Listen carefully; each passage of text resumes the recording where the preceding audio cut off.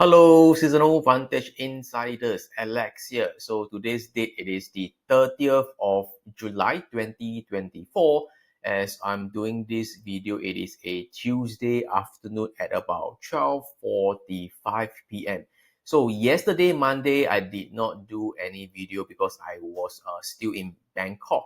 So I landed in Singapore at about 10:30 p.m. Singapore time. So by the time I went back home, it was pretty late already. Okay. Anyway, yesterday night, okay, even though I went back home late, after I settled down, okay, I also sat at my desk and also watched the market as well. So there are certain things that I just wanted to share with you today. So that's why I'm doing this video. But first thing first, okay, just want to let you know that the OHPC, okay, acronym for 100% stocks for the month of August, okay, it is ready, okay, in this post, okay, and in this video, okay, at the end of this post, you'll be able to see the download link, okay, for this data sheet. So in this OHPC 100% stocks, okay, which means that, okay, for the past 10 years and above, okay,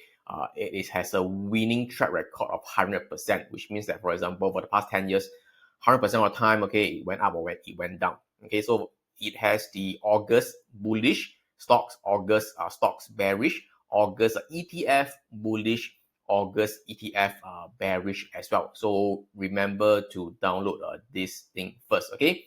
And heading back to the indices, right? Okay, so there are certain things that wanted to share with you. So previously, okay, last week, okay, before I fly lah, okay, before I flew, I mentioned that I was anticipating, okay, I think during the Monday Facebook Live last week, okay, I mentioned that the S&P, okay, I was expecting price could actually go higher up, okay, whether it could make a lower high or it can retest the high and then coming back down. But price actually did not do that, okay. Instead, for the S&P 500, it went down, okay, to the central pivot range over there, okay, at over here, and then price started to make a slight rebound over here.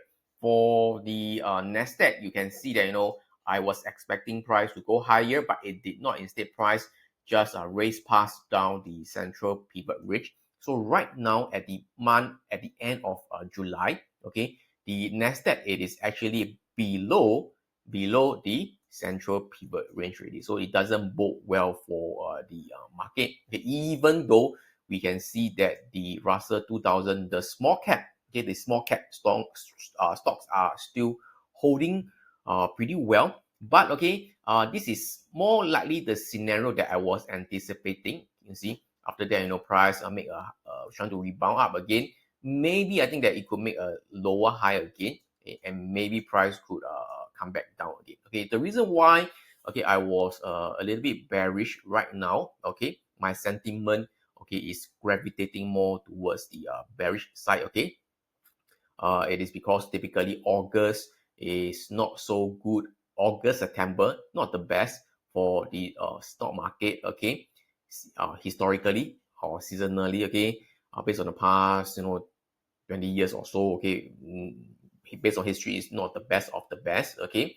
And coupled with the fact that after the OPEC, it was pretty a bit volatile, okay. And looking at the S&P 500 cash index, right, okay, the zero gamma, it is at about 5.525. So right now we are still below this zero gamma level, and it has shifted down already. So which means that it is things could get more volatile, or there could be more selling ahead. Okay, and if you look at the S&P futures, right, if we look at the developing central pivot range over there, so okay, so because we are already heading into the new monsoon, okay, just 2 more days and we are into August already. So there will be a new pivot point, which means that there will be a new central pivot range. So this is the developing central pivot range. Okay, of course, demand hasn't ended,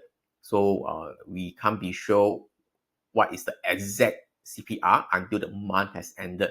But you know, we are almost there already. It's also almost there. The CPR should be around there. You will see that previously, this was the developing one, so it became the final one. So okay, this is the CPR. When it was like that, okay, it was the developing and became the final when the month has ended. So right now, okay, this is the developing, okay, central pivot range, okay. All right, even though next month it was the higher CPR compared to the previous month in July, okay, but you can see that, okay, by next month, August, in just a few days time, okay, the price is for the S&P 500, it is also below the central pivot range. I suspect won't have much changes. Price should still be below the CPR in August. So you can see that, which means that when price maybe do some rebound and test near the 5,550 area, 5550, based on the S&P ES futures, okay, this will be the key resistance level to watch. For the Nasdaq, once again, we are also, you can see that this is the developing central pivot range. Okay, this green line over there. Okay, so which means that price is also below the CPR already. And then the Russell 2000 is the strongest one. Okay, price is still above the CPR. But based on what I'm looking at, okay, it is also more of a discretionary point of view, okay. Yeah, and more gravitating more towards the bearish side of things. Okay, other than the objective, the CPR and the zero gamma level. Okay. All right, and then yeah, and let's look back to the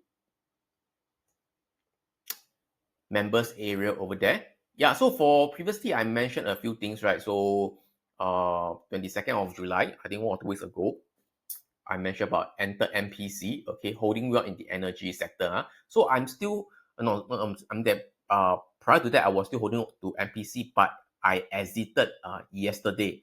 Do you remember that I think last week also I said that by the end of the month, okay, I'll be looking to exit into MPC, which is the energy sector, looking to exit at the end of July, even if it did not hit my stop loss level. So even though you can see that the energy sector, not energy, the crude oil actually is coming down, energy, crude oil, okay, but MPC, okay, it is still holding pretty well. When I first mentioned, okay, this was the wash and rinse, okay, wash and rinse line, and then price I entered around here, did some consolidation and then hit higher. So all in all, my reward to risk ratio, R to R ratio, right, it is about 0.7. Okay, it did not hit the 1.5 which I expected, but I'm not so bullish into oil, okay, in this coming month of August. So I will look to exit. Okay, I look to exit. So which means that if I risk $100, okay, my profit is only $70. So that's the meaning of the reward to risk ratio 0.7. So every time I mention about risk to reward to risk are 1.5, but sometimes if the market does not give you that, okay, then you have to so-called discretionary looking to exit if you want to lah. So for me personally, this is a discretionary exit. If the market cannot give you the 1.5, then I don't want to force it lah. I mean that again, this is based on discretionary view lah. Okay, so yeah, I really exited MPC. Okay, MPC and if you look at the oil, this is the oil what's that equity clock.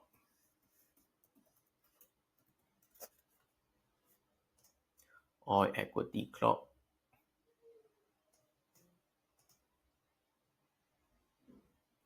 Okay, so for the crude oil equity clock, can you see that at the start of August, oil tends to generally go down, or in a kind of consolidating range. Not the best of the month. So we need to be a little bit more careful, okay, in if you want to long crude oil. So I'm not so bullish on crude oil. So that's the reason why I exited MPC, okay. And then the members area, yeah, in fact, when I first mentioned bonds, okay, bonds, it also did well I said that expected to perform well in late July. So TLT I did not enter because I was in Bangkok, okay, when there was a trigger. So when I first mentioned, right, it was somewhere around 19th of July, but there was no entry trigger. So I'll just remove the developing central pivot range. So I'll just hide first, okay. So there was no trigger. So price just kept going down lower until it hit the CPR level, okay.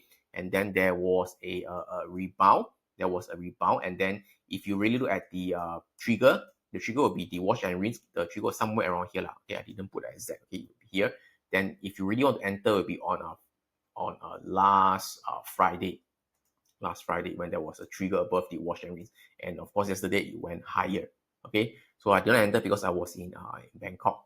Okay, so this is for TLT, and then the rest, yeah. Ross, okay, Ross, I actually got stop out. Okay, Ross, I entered Ross previously. Ross, okay. So that's the reason why I said there was hit and misses during my latest update yesterday. So I first mentioned, okay, I actually entered here, okay, and then get stop out. Price couldn't go down lower, okay. So I get stop out, and right now I'm not interested in Ross anymore, okay. And got stop out on this, okay. And I also entered into Illumina, ILMN, which I entered, okay. So I'm still holding on to Illumina, okay. When I first mentioned it was somewhere around here, okay. After the price came down and then go back up again. So you can see that it is holding on pretty well, okay, much better than the market and the key indices. So I'm still holding on to it, but maybe I'm also looking to exit, okay. Yeah, into early August. So I will see the price action. But of course, based on price action, this will be the next swing level, will be the next one to watch. So I will see whether the market can give me the 1.5, but I don't think so. Yeah, so if the market generally is into a correction mode, then you need to be a little bit more careful, okay? Can take profit if you want to, even if it doesn't hit the 1.5 reward to risk ratio. So I'm still holding on to Illumina, and the rest that I mentioned, like Trax and Temporal CD, right? Silly, it did not trigger until pretty late. I think David mentioned, right, 4 days ago there was a TPX, there was a wash and rinse, but I did not enter. So TPX, for example, when I first mentioned, okay, it did not trigger, price just continued to go down lower, okay, all right, until on Friday.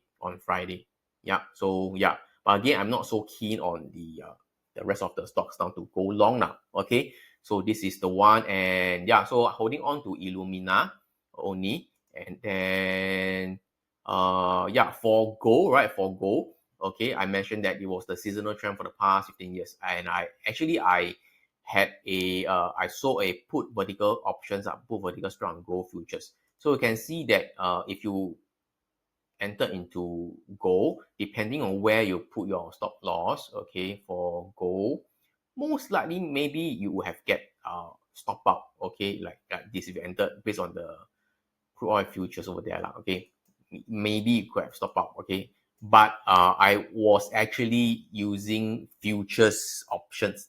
So I'm still holding on to it, and it didn't really hit my stop level so because this is the benefit of using some of the options, okay.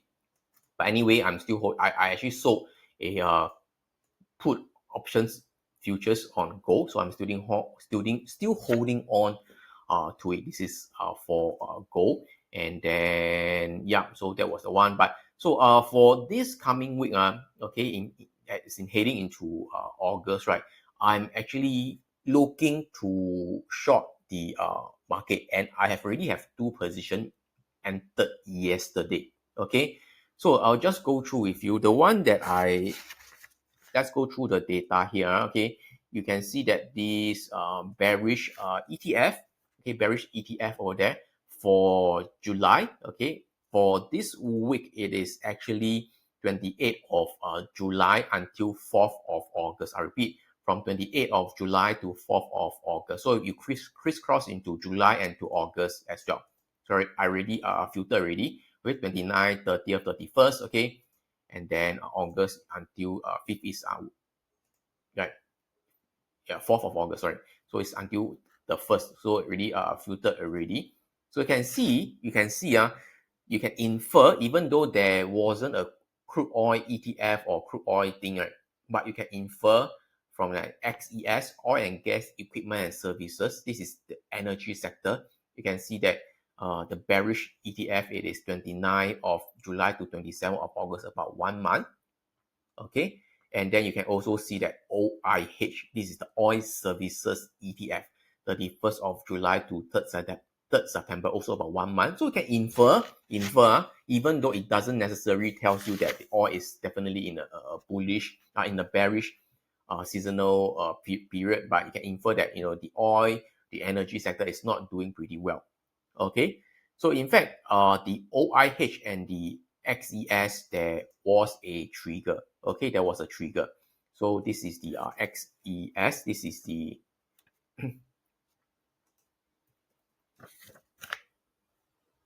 oil and gas equipment. So I actually had a short yesterday on XES over here.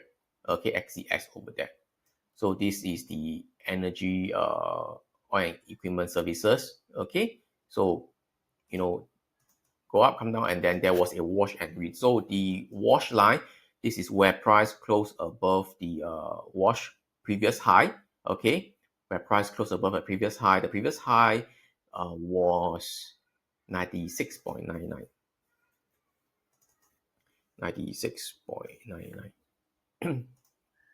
Okay, so yesterday price actually closed below the wash line. So I'm actually anticipating that price could go down lower for the oil and gas equipment and services. Another one is actually OIH. Okay, oil services. Okay, it pretty much similar price action. So the wash line is over here. Okay, about not about, it's high is 332.54. I won't draw a line over here lah. Okay, but I mean that, okay, let me just draw a line here.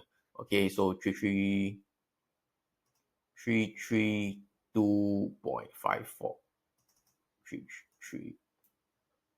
332.54. Okay, so I'm also anticipating that within the next 1 month or so, okay, the oil and energy sector will actually come down. Okay, then if I'll be thinking, hey Alex, then if I want to place a trade, a short on for example this ETF, right, which one should I choose, XES or OIH? Both are the same, right? So for me personally, okay, I will look at the ratio. So for example, you can use OIH, okay, versus XES, the ratio. Okay, so if you go on trading view, basically it's like this. You just type OIH, okay, then slash XES, then this is the ratio. This is the ratio chart. This is the ratio chart. I repeat, this is the ratio chart, okay, between OIH and XES. Okay, OIH and XES.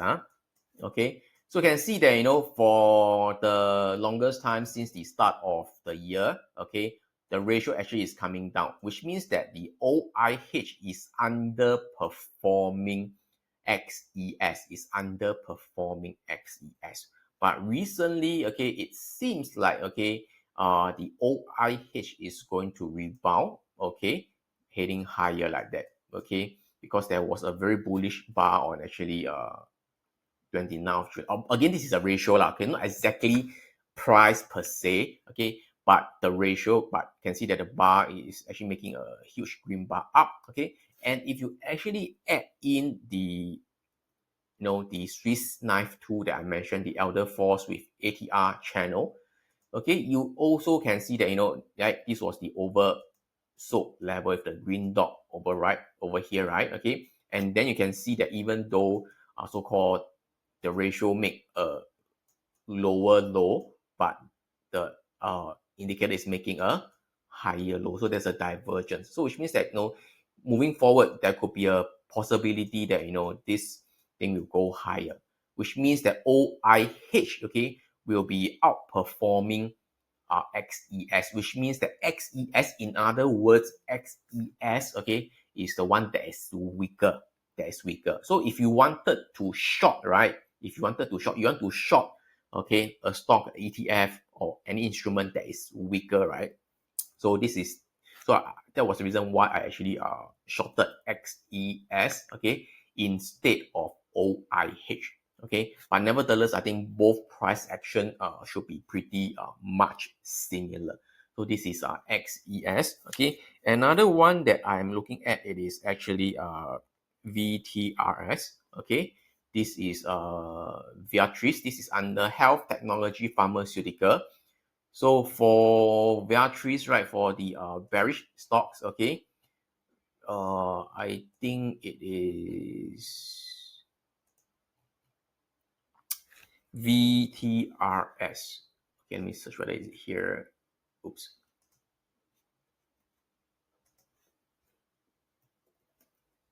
VTRS is over here. Okay, VTRS, Viatris from 31st July to 24th of September. For the past 10 years, it went down during this period. Okay, actually, this is also a OHPC stock, but different date lah. Okay, different date. Okay, can optimize. So this is the August bearish. Okay, this is on 2 August to 27th of September. Okay, you see, it's a little bit different. Can make a difference. Okay, so can 31st to 24th. This is 2nd to 27th of September. Okay, during this period, 100% of the time, okay, it went down during this period. Okay, so this is Viatris. Okay, Viatris is VTRS. I also VTRS Viatris. Okay, I also actually shorted Viatris. Okay, I also shorted Viatris. Okay, so there are a few reasons why I shorted Viatris. So first of all, there was a wash and rinse trigger yesterday. Okay, all right, can see that on Friday price closed higher than the prior day high. So the prior day high, it is actually 11.95. 11.95 over here. So yesterday price actually closed lower than the price closed lower than the wash line. So I'm looking at it is actually coming down. Okay, and of course you can see that this elder force index with ATR channel, you can see that wow, you know, it actually make a higher high. This is the high. Okay, it made a higher high. Okay, almost same, but you can see there was also a divergence really. Okay, actually the indicator actually make a lower high. So that's first of, this is the second reason why I shorted also. And the third reason, of course, is the seasonal.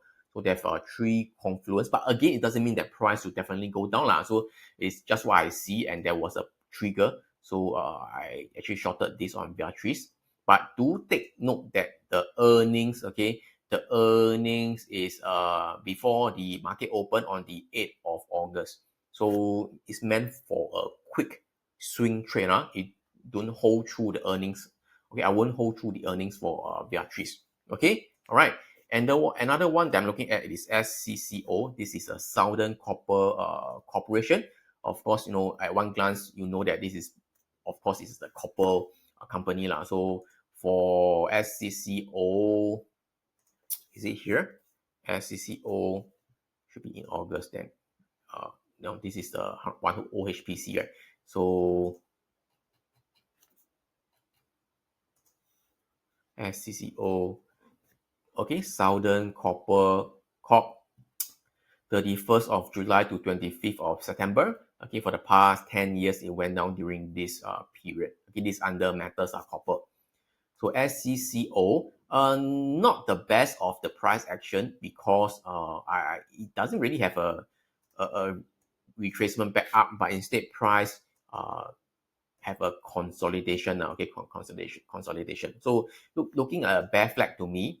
Okay, but of course we won't know whether when this consolidation will end. It could price could just range a little bit longer, but nevertheless, okay, there was a price trigger. So there was a wash and rinse setup and trigger. So again, on Friday, price closed higher than the prior day high. The prior day high, it is actually 105.20. 105.20, and then yesterday there was also a wash and rinse setup. Okay, let's see whether for Southern Coal price will actually hit lower in the month of August or so. Okay, and the last one that I'm looking at is actually not US stocks, but actually, okay, the this is under the OHPC stocks.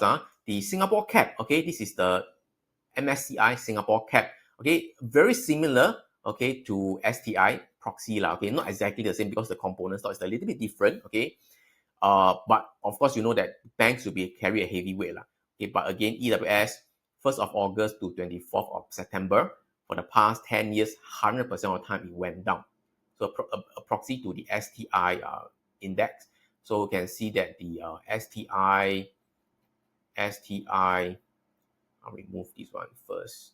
Okay, STI here. Okay, STI it is here. So today the STI it is actually still going higher. Okay, yeah. So it came down. Actually, this is also a complex pullback. So it went down a little bit higher. Okay, and of course, right now this is the wash line. This is the wash line for the price close higher than the prior day high. So the prior day high it is 34.97. This is the STI index. 3434.97.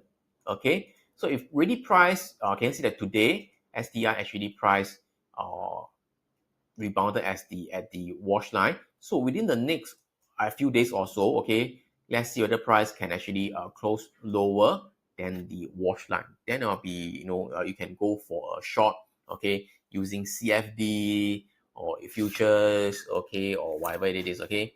All right, and then the EWS, okay. Oh, this one, EWS is here. The MSCI ETF index, okay. Yeah, so tonight maybe we'll see how the price action, but again, you can treat it as a proxy and see whether the price can actually go down lower or not. Or this is the EWS. So all in all, for this coming month, okay, yeah, based on historical, seasonal, okay, August is not the best of the best, okay, and some of the price action and why, right, I'm looking too short, and also the zero gamma level is right now is below the zero gamma level. So there are a few reasons, okay, yeah, and yeah, so this I'm looking to short now, but again, previously, like what Adrian Reid said during the Market Insights Virtual Summit, it is the transition phase. It is the transition phase, okay, that is more difficult, to catch, and this is where there will be drawdown, okay, when it is, when the market is in a very clear, nice uptrend, okay, right, that is easy to catch. When it's starting to go down lower, okay, from a peak, okay, starting to go down, that is where there will be drawdown when it is at a peak, okay, it's at a peak, okay, when starting to go down, and there could be some drawdown, okay. In this case, like the Russell 2000, okay, it went higher, okay, right. So it's not surprising if you have some drawdown during the transition phase. So once again, nevertheless, okay, we follow the price action. So again, the S&P for this coming new month, okay, it is below the CPR level, based on the developing central pivot range. So that's why I also gravitating more towards the bearish side. Okay. So all in all, if any question, okay, do let me know in the comments, and if